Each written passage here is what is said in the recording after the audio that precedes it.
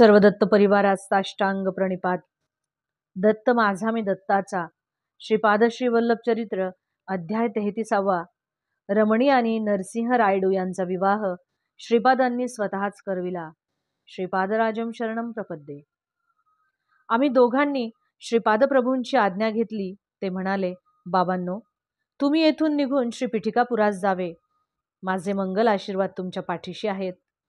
श्री महागुरूंची आज्ञा शिरसावंद्य मानून आम्ही दोघे कृष्णा नदी पार करून पलीकडील तीरावर पोहोचलो. तिथे एका दगडावर श्रीपादांची पादमुद्रा पाहिली. नित्य श्रीपाद प्रभू त्याच दगडावर उभे राहून सूर्यनमस्कार घालीत असत. श्रीचरणांची चरणकमले तिथे पाहून आम्हास आश्चर्य वाटले आणि अत्यानंद झाला. आम्ही पंचदेव पहाड या ग्रामास पोहोचलो. तिथे अल्पोपहार करून पुढच्या प्रवासास प्रारंभ केला. एका ज्वारीच्या शेतातील पायवाटेने चालत असताना त्या शेताच्या मालकाने आमचे स्वागत केले. खाण्यास मधुर फळे आणि गोड ताक दिले. त्याचे नाव नरसिंह रायडू असे होते. त्याने स्वतःचे घर शेतामध्येच बांधले होते व तो तिथेच राहत असे. एक दिवस त्यांच्या घरी विश्रांती घेऊन त्यांचे आदरातिथ्य स्वीकारावे अशी इच्छा त्याने व्यक्त केली. आम्ही त्याच्या विनंतीस मान देऊन एक दिवस तिथे राहिलो. त्याने श्रीचरणांचे लीला वैभव सांगण्यास सुरुवात केली. बाबांनो, माझे नाव नरसिंह रायडू आहे. मी लहानपणी अत्यंत दुर्बल आणि भित्रा होतो. माझे माता पिता मी लहान असतानाच दिवंगत झाले. मी माझ्या मामांच्या छत्रछायेत वाढलो. माझी मामी फारच तापट स्वभावाची होती. घरात भरपूर काम करावे लागे, शिवाय शेतातील कामे पण करावी लागत. माझ्या मामाची एक मुलगी होती. तिचे नाव रमणी असे होते. तिचे सौंदर्य पूर्ण गावातील आमच्या कुलस्थांच्या सगळ्या मुलींपेक्षा अपूर्व होते. ती सद्गुण संपन्न असून तिच्यात देवभक्ती होती. श्रीकृष्णाला ती आपले आराध्य दैवत मानित असे. माझी मामी मला शिळे अन्न खाण्यास देत असे. ते तिला सहन होत नसे. माझा आहार फार स्वल्प होता. माझ्याबद्दल आदर असा घरात कोणाचाच नव्हताच. कामाचा मात्र पहाडच असे. चोरून रमणी मला ताजे अन्न आणि मधुर फळे आणून देत असे. कधी ते माझ्या मामीच्या दृष्टीस पडल्यास माझ्याबरोबर तिची सुद्धा पूजा होत असे. माझे मामा स्वभावाने फार चांगले होते, परंतु बायको पुढे त्यांचे काहीच चालत नसे. तिच्यासमोर ते असमर्थच होते. कधी कधी माझी मामी आमच्या कुलस्थातील माझ्यापेक्षा बलवान मुलांना बोलावून मला मारायला सांगत असे. माझ्या या दुर्बलतेमध्ये मारहाणीने दुर्बलता आणि भित्रेपणा अधिकच वाढला. माझ्यापेक्षा वयाने लहान पण सशक्त मुलांसमोर सुद्धा मी असमर्थ असहाय्यच वाटत होतो. ते माझी टिंगल करीत अशा प्रकारे कष्टमय जीवन मी जगत होतो. आमची रमणी सौंदर्यवान असल्याने गावातील आमच्याच कुलातील सगळ्या युवकांची तिच्याशी लग्न करण्याची इच्छा होती, परंतु तिला माझ्याशी लग्न करायचे होते. माझ्याजवळ पैसा अडका तर नव्हताच, शिवाय दुर्बल शरीर आणि भित्रा स्वभाव यामुळे ते कसे जमणार हा प्रश्न होता. आमचे मामा धनवान श्रीमंत होते. ते स्वभावाने चांगले होते, पण त्यांना पैशाची आशा फार होती. मामी दुष्ट होती, परंतु तिची स्तुती केली की ती फसत असे. आमची रमणी कसेही करून मीच तिचा पती व्हावा अशी श्रीकृष्णाजवळ दररोज प्रार्थना करीत असे. एकदा आमच्या गावात एक ढोंगी साधू आला. तो कालीचा भक्त असून भूत भविष्य आणि वर्तमानाचे त्याला ज्ञान आहे असा साऱ्या गावात प्रचार झाला. त्याच्याजवळ भूत भविष्य जाणण्याची विद्या होती. गावात त्याने सांगितलेले भविष्य 100% खरे झाले होते. आमच्या मामीवर त्याने माया केली आणि तिला घरात कालीपूजा करावी असे सांगितले. सगळी तयारी करून घेतली. त्याने रमणीची पूजेतील कृष्णाची मूर्ती घराच्या बाहेर फेकून देण्यास सांगितले. त्या गोष्टीला मामीने होकार दिला. रमणी तळमळू लागली, विलाप करू लागली, परंतु सगळे काही व्यर्थ झाले. त्या ढोंगी साधूने पूजेस सुरुवात केली. अनेक कोंबड्यांचा बळी दिला. त्या कोंबड्यांच्या रक्ताने सारे देवघर भगवेनासे झाले. घरात माणसाची कवटी आणि स्मशान साधना सामग्री सुद्धा ठेवण्यात आली. ती पूजा परिपूर्ण झाल्यावर या घरात एके ठिकाणी विशेष अपार धनलाभ होईल. त्या संपत्तीने ह्या कुटुंबात ऐश्वर्य संपन्नता नांदेल असे सांगून त्या ढोंगी साधूने सर्वांना विश्वासात घेतले. त्या साधूस वशीकरण विद्या अवगत होती. त्या विद्येच्या सहाय्याने आमच्या रमणीचे शीलहरण करण्याचे त्याने योजले. त्यासाठी तो चित्रविचित्र पद्धतीच्या पूजा घरात करत असे. त्यामुळे रमणीची प्रकृती क्षीण होत गेली. तिच्या वागणुकीत पण फरक पडला. अर्ध्या रात्रीच्या वेळी ती रक्तपान करू लागली. कोंबडे बकऱ्या मारून तिला ते रक्त देण्यात येत होते. तिच्या अंगात कालिका मातेचा प्रवेश झालेला आहे. त्यामुळे ती रक्त पिते. रक्ताशिवाय माता शांत होत नाही आणि अपार संपत्ती पण मिळणार नाही. तिच्या अंगातील कालिका माता निघाल्यास ही कन्या पूर्वव्रत होईल असे त्या साधूने सांगितले. घरात बिभत्सपणाला ऊत आला होता. अचानक घरातील स्वयंपाक केलेले भांडे विहिरीत पडत होते. अर्ध्या रात्री घरात माणसांचे सापळे दिसत, तसेच चित्र विचित्र आकार दिसत आणि अक्राळ विक्राळ आवाज ऐकू येत.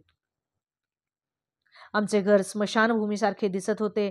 त्या साधूला घरातून पिटाळण्याचे धैर्य आमच्या मामामध्ये नव्हते.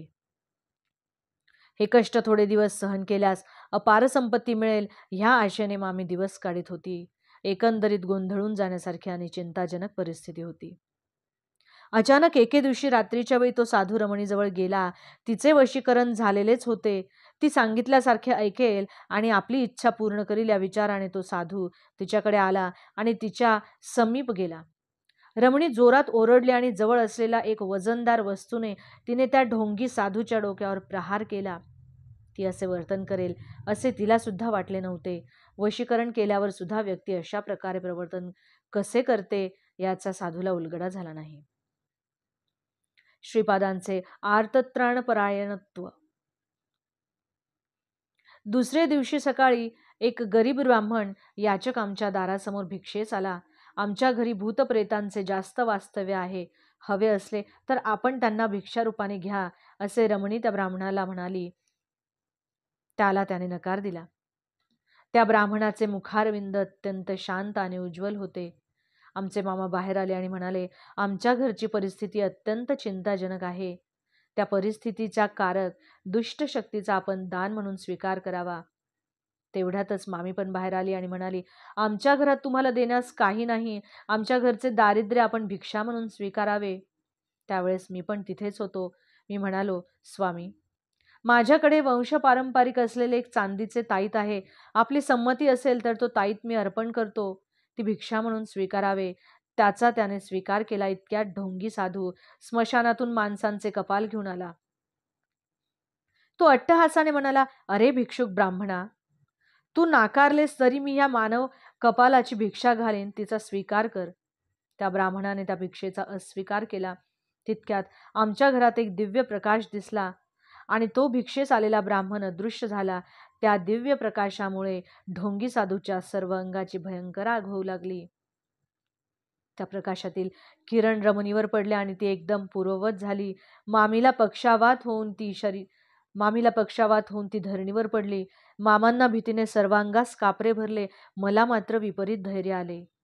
माझ्या शरीरात शक्तीचा प्रवेश होऊन मी अत्यंत बलवान वाटू लागलो. त्या मांत्रिकाच्या तोंडातून सारख्या रक्तधारा वाहू लागल्या आणि त्याच्यातील सर्व शक्तींचा नाश झाला. त्या दिव्य तेजोमय प्रकाशाचे एक मानव रूपात रूपांतर झाले. ते आर्ततान परायण समस्त देवी देवता स्वरूप आदी मध्य आणि अंतरहित असलेले दिव्य भव्य तेजोमय स्वरूपाचे श्रीपाद श्रीवल्लभच होते.